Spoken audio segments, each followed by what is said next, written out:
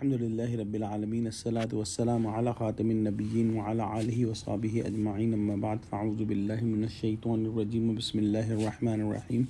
قال الله تعالى في سورة المائدة وإذ قال موسى لقومه يا قوم اذكروا نعمة الله عليكم إذ جعل فيكم أنبياء وجعلكم ملوكا وآتاكم ما لم يؤت أحدا من العالمین۔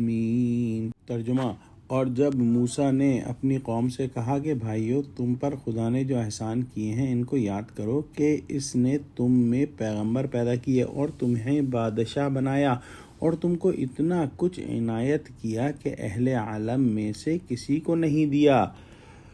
موضوع قرآن میں درج ہے کہ حضرت ابراہیم علیہ السلام اپنے باپ کا وطن چھوڑ کر اللہ کی راہ میں جب نکلے تو ملک شام میں آ کر ٹھہرے اور مدت تک ان کے اولاد نہ ہوئی۔ تب اللہ سبحانہ وتعالی نے ان کو بشارت دی کہ تیری اولاد میں بہت پھیلاؤں گا اور زمین شام ان کو دوں گا اور نبوت، دین، کتاب اور سلطنت ان میں رکھوں گا۔ پھر حضرت موسیٰ علیہ السلام کے وقت پر وہ وعدہ پورا کیا اور بنی اسرائیل کو فرعون کی بیگار سے خلاص کیا اور فرعون اور اس کی قوم کو غرق کیا اور ان کو فرمایا کہ جہاد کرو، عمالقہ سے ملک شام فتح کر لو، پھر ہمیشہ وہ ملک شام تمہارا ہے۔ حضرت موسیٰ علیہ السلام نے 12 قبائل بنی اسرائیل پر سردار مقرر کیے اور ان کو بھیجا کہ اس ملک کی خبر لائیں۔ وہ خبر لائے تو ملک شام کی بہت سی خوبیاں بیان کیں اور وہاں پر جو قوم عمالقہ تھے ان کا زور و قوت بیان کیا۔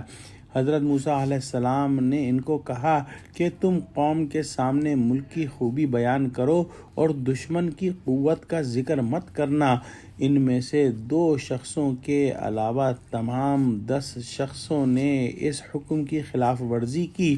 اور ان کی قوم نے جب سنا کہ وہ قوم بہت قوت اور زور آور ہے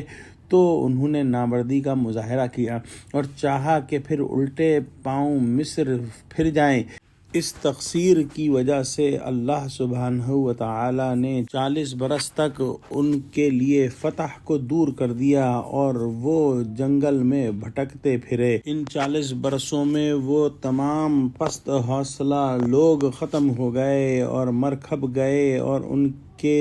جو نئی نسل جنگل کے اندر ہی جوان ہوئی، ان کے اندر زیادہ قوت اور حوصلہ تھا اور ان میں سے وہ 2 اشخاص جو کہ حضرت موسیٰ کے حکم پر چل رہے تھے، حضرت موسیٰ کے بعد انہی کے ہاتھ سے فتح ہوئی اور حضرت ابراہیم علیہ السلام سے لے کر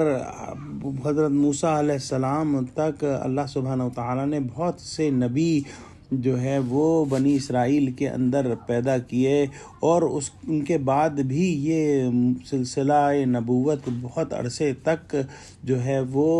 جاری رہا۔ اللہ سبحانہ وتعالی نے ان لوگوں کو فرعونیوں کے ظلم و ستم سے نجات دی۔ اس سے پہلے بھی حضرت یوسف علیہ السلام کو مصر کے اندر دنیاوی مرتبہ اور مال و دولت عطا فرمائی تھی اور اس کے بعد جب فرعون نے بنی اسرائیل کو اپنا غلام بنا لیا تو بالآخر فرعونیوں سے بھی حضرت موسیٰ علیہ السلام کے دور میں نجات عطا فرمائی اور پھر